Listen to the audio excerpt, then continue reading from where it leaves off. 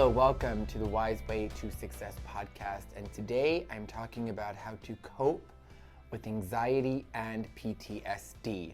So I can't even tell you how many clients come into my office with post-traumatic stress. Something has happened to them in their life that they are still taking with them. Maybe something happened in their past that was hurtful, harmful, a past relationship.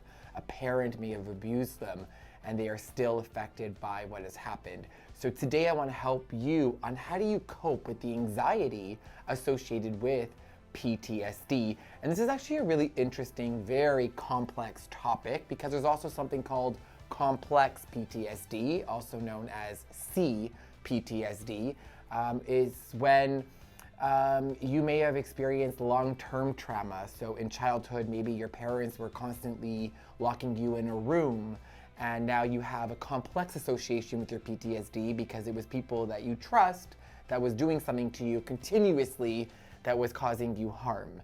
So I want to help you today with some steps and some ways to cope with anxiety associated to either CPTSD or just post-traumatic stress. Number one, recognize your triggers, okay? So you might see something, smell something, hear something, and it might be a trigger to you. So recognize that it's a trigger, and your body's gonna start getting into what's called a state of panic and fear, which is our response to anxiety when we feel we're in danger. Like, oh my goodness, I'm associating this with danger, so now my body is responding in a way that's telling me I'm not safe. So the first thing you need to do is recognize that trigger. Recognize that maybe a small room, feeling confined can be a trigger, and to be able to calm yourself down. Now, the best way to calm yourself down when you recognize that you're triggered is to speak to yourself the way you would a friend that is scared. You would say to yourself, it's okay, I'm gonna be okay, I'm safe. And remember to use the word I'm safe. A lot of times when we are in a traumatic situation, our body feels like we're in trouble. We feel like we're scared. So remember to say I'm safe. What that's gonna do is it's gonna help your brain tell you, okay, I'm not in danger, calm down, I'm safe, I'm safe. Yes, the situation is triggering me, but I am not in the same situation. So a lot of times we get an association, so we think, oh my goodness, I'm in the same situation I was before, I'm in danger. You're not in danger, you're safe. Maybe the situation looks familiar, maybe it triggers something from the past, but you are safe. The next thing I want you to do is take that time to breathe. Now I know that sounds really cliche. I know, Rob, breathe, I get it. But it's super important that you breathe. What happens is when we get triggered and we get anxious, we start to disconnect from ourselves. Our brain starts to go forward, like, oh my goodness, what's gonna happen to me next? Oh no, what if this happens to me again? By breathing, you are bringing yourself back. You're kind of taking yourself back to a calm state of peace. Like you're aligning or realigning with yourself. It's like,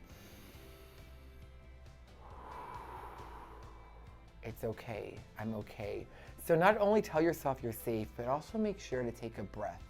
Now I want to tell you when it comes to PTSD, the truth is those traumatic thoughts may never go away. They're part of you. Your experiences are part of you. Those thoughts are part of you. Those memories are part of you. But you have an opportunity now to not let it affect you the way it has in the past.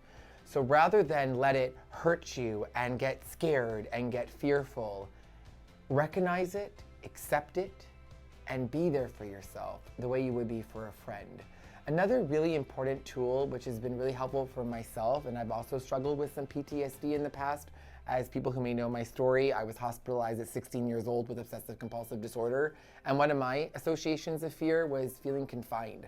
So whenever I would get into a small space, I would feel scared.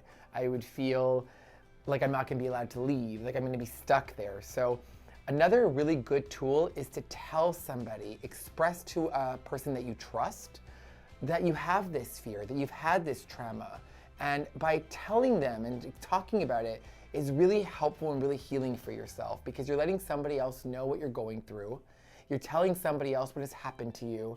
And again, you're creating safety for yourself to share and taking away the shame associated with the trauma. And I think a lot of times we don't want to talk about trauma and talk about our complex PTSD because we are scared of being shamed for it. We're scared of not being believed.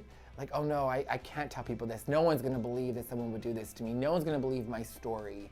But you know what? If you talk to the right person and you tell the right person, they will believe your story. They will believe you. And it will be really lethargic, I hope that's the right word, lethargic, to share and to tell somebody the way you feel and what is your trigger. And sometimes they could even help you. Maybe they could even walk with you in a place that's been a trigger for you in the past to help you move forward. So my 3 tips to help you overcome those anxious PTSD feelings and thoughts is number 1, recognize your trigger and tell yourself you're safe.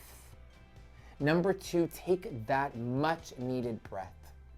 And it's okay to confide into somebody you trust and let them know what has happened to you so they can understand you, and maybe you could even understand yourself better by processing it with somebody else.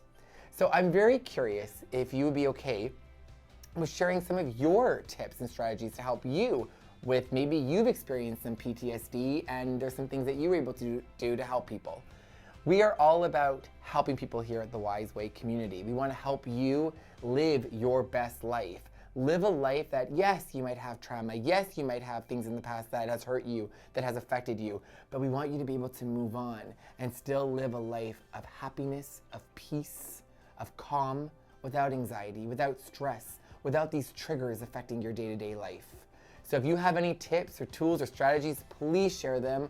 This is the Wise Way community, and we want to help you, and we love you to help us live your best life possible. So if you found this video helpful, please share it, tell a friend, share the link, let people know about the Wise Way community.